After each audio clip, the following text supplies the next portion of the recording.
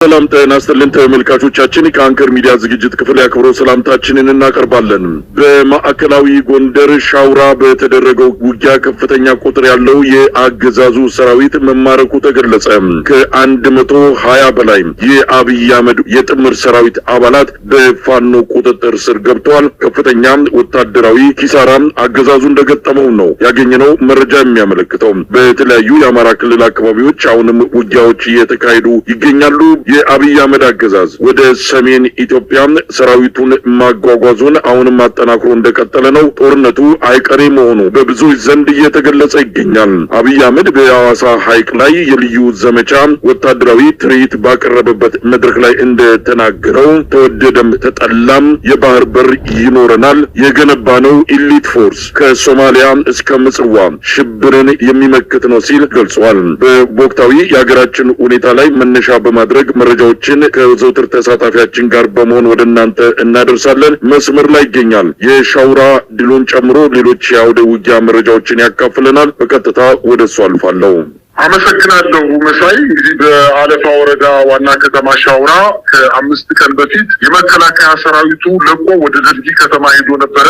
ከመከላከያ ሰራዊቱ አንድ ክፍለ ጦር በሻውራ ከተማ ለረጅም ጊዜ የቆየ ቢሆንም ነገር ግን ከበባ እንደሚፈጸምበትና በዛ አካባቢ የሚንቀሳቀሱ አድዋ፣ ኦሜድላና ካራማራ ክፍለ ጦሮች እንደተከበበና ሊመታ እንደሚችል ተነጥሎ እንደቀረ ከዋናው ማዘዣ ጣቢያ ከባህር ዳር የሚሆን ከጎንደር በጣም የራቀና የተነጠረ እና እገዛ ላይ ሊደርስለት እንደማይችል ስለተረዳ ወደ ጎንደር ጠጋ ማለት ፈለገና ወደ ደልጊ ከተማ ሸሽቶ ነበረ። ነገር ግን በጎጃም በኩል ደንገልበር በተባለ መስመር ወደ ሻውራ ከተማ ከአንድ ክፍለ ጦር 4 እጥፍ የሚያክል የአድማ ብተና ኃይል ከ3 ቀን በፊት በዛ ከተማ ገብቶ ነበረ። የፋኖ ኃይሎች ከተማዋን ከበው ለረጅም ጊዜ እናንተ አዳዲስ ስልጦች ናችሁ፣ ስለዚህ ከተማዋን ያለ ውጊያ አስረክቡን በማለት በሀገር ሽማግሌዎች በሃይማኖት አባቶች አስጠየቋቸው።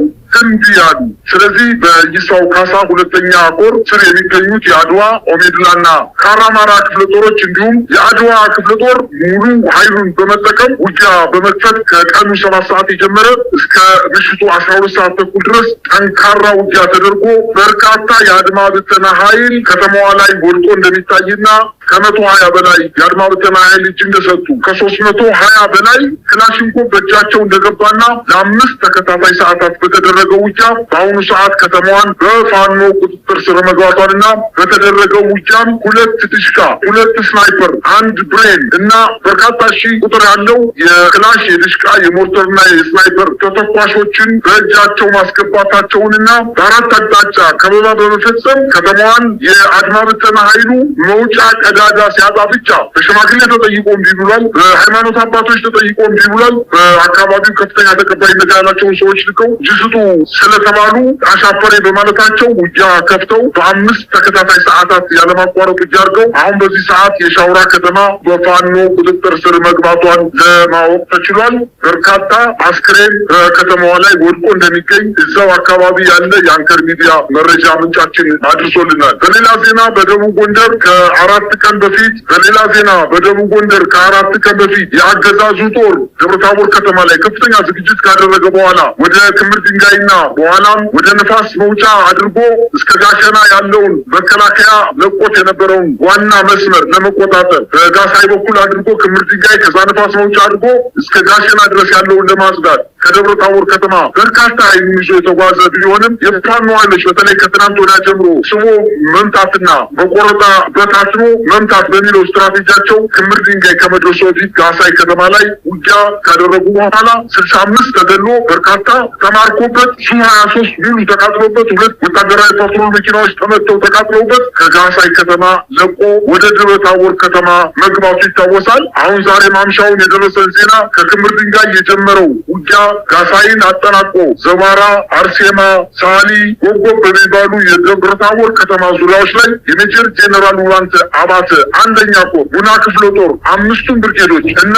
የኮሩ ተወርዋሪ ክፍለ ጦሮች የጎንደር ጠቅላይ ግዛት እዝ እንደዚሁ ተራራው ራስ ጉና ክፍለ ጦር በጥምረት በሰነዘሩት ማጥቃት በደብረታቦር ከተማ ወደ ውስጥ ገብተው በአገዛዙ ጦር ላይ የማጥቃት እንቅስቃሴ እንደጀመሩና አሁን ማምሻውን በከተማዋ ላይ የተኩስ ልውውጥ እየተደረገ እንደሆነና በአንዳንድ የከተማዋ ድንበሮችም የፋኖ ኃይሎች ወደ ከተማዋ እየተጠጉና እየገቡ እንደሚገኙ የመከላከያ ሰራዊትና በተለይ ስፍር ቁጥር የሌለው የአድማ ብተና ኃይል መውጫ አጦ እጁን ለፋኖ ኃይሎች መስጠት መጀመሩን ለማወቅ ተችሏል። ዛሬ ደቡብ ጎንደር እንግዲህ ደብረታቦር ከተማ ተከታትለው በማጥቃት በተለይ ጎንደር መውጫ፣ ኪዳነ ምሕረት፣ ዳንጉስ፣ ቁላይ በተባሉ ቦታዎች ላይ ድምሰሳ መፈጸማቸውን ለማወቅ ተችሏል። ይህ በእንዲህ እንዳለ ዛሬም በወሎ ሚኒሊክ ዕዝ በጎንደር የበላይ ዘለቀ ዕዝ በጋራ ከጋሸና ተነስቶ ነፋስ መውጫን ለመቆጣጠር ከደብረታቦር እንዲሁም ተነስቶ ክምር ድንጋይን ለመቆጣጠርና ያንን ዋና የጎንደርና የጎጃምን እስከ ትግራይ የሚያሳልቀውን አስፋልት መንገድ ለመቆጣጠር ከፍተኛ ዝግጅት አድርጎ ከጋሸና ተነስቶ ንፋስ መውጫን ለመቆጣጠር እንዲሁም ከደብረታቦር ተነስቶ እስከ ንፋስ መውጫ ድረስ ለመገናኘት ያደረገው እንቅስቃሴ በሁለቱ የሚኒሊክ ዕዝና የበላይ ዘለቀ ዕዝ የጋራ ጥምረት ቦታውን ማጽናታቸውንና ከጋሸና ወደ ንፋስ መውጫ የመጣውን የአገዛዙን ጦር መጥተው መመለሳቸውን ለማወቅ ተችሏል። ይህ በእንዲህ እንዳለ በወሎ በወልዲያ ዙሪያ አሁንም ውጊያ እየተደረገ እንደሆነ የፋኖ ኃይሎች መረጃውን ያደረሱ ሲሆን ከወልዲያ ከተማ ተነስቶ ቆቦ አድርጎ ከባባድ መሳሪያዎችን ጭኖ ወደ ትግራይ እንቅስቃሴ ሊያደርግ የነበረውን ኃይል ገጥተው ወደ ወልዲያ እንደመለሱት መረጃዎች ያመላክታሉ። በሌላ ዜና እንግዲህ መካነ ሰላም አካባቢ እጅ የሚሰጠው የአድማ ብተና ኃይል ከፍተኛ ቁጥር ያለው መሆኑና የሚኒሻ ኃይል አድማ ብተና ፖሊስ እምቢ ያሉትን ከ20 በላይ በመደምሰስ በርካቶችን ግን እጅ እንዲሰጡ ማድረጋቸውን ለማወቅ ተችሏል። እንግዲህ የአገዛዙ ጦር በበርካታ አካባቢዎች ላይ ዘመቻ ጀምሮ ሲመታበትና ጠንከር ያለ ሽንፈት ሲደርስበት መቋቋም ሲያቅተው አዳዲስ አጀንዳዎችን በመፈብረክ በኤፍራታና ግድም ወረዳ የአገዛዙ ጦር ድጋፍ እየሰጣቸው ከኦሮሚያ ልዩ ዞን እየተወረወሩ ያንን አካባቢ በማተራመስ ከመንግስት አቅጣጫ ተሰጥቶ ጥቃት መጀመራቸውን ለማወቅ ተችሏል። እንግዲህ አሁን እንደሚታወቀው ከዚህ በፊት አንጾኪያ ገምዛ ወረዳ መስኖና ጫንጮ፣ በእጁ ጉቢ፣ ካራቆሬ በሚባሉ አካባቢዎች ከኦሮሚያ ክልል እየተነሱ እነዚህን ከተሞች በሳት ማቃጠላቸውን ከዚህ በፊት ይታወቃል። በጣም ነው የማመሰግነው። እንግዲህ እነዚህ ድሎች ምን ይነግሩናል ነው የአማራ ፋኖ ብሔራዊ ንቅናቄ እንግዲህ ቀጣዩን እርምጃ በተመለከተ አሁን ቀጣዩ እርምጃ በአይነትም በመጠንም በስፋትም በተለየ ሁኔታ ሊከሰት የሚችል እንደሆነ ከወዲሁ መገመት የሚቻል ጉዳይ ነው። በዛ ዙሪያ ምክክሮች፣ ውይይቶች እየተደረጉ እንዳለ ነው የምንሰማው።